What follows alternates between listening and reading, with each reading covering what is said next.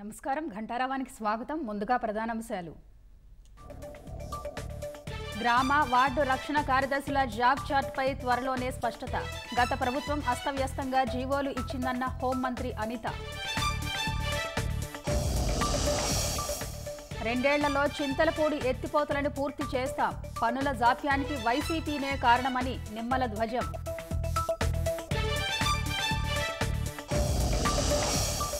సత్యసాయి జిల్లాలో జామియా మసీదు కమిటీ ధర్నా. ప్రభుత్వ పరిహారం వక్ఫ్ బోర్డుకు ఇవ్వొద్దని డిమాండ్.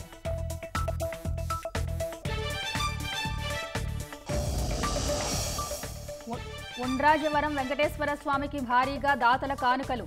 51 కిలోల వెండి ఆభరణాలు సమర్పించిన దంపతులు.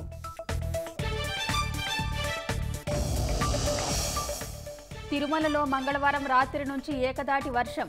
ఘాట్ రోడ్డుపై ప్రయాణికులు అప్రమత్తంగా ఉండాలని సూచన.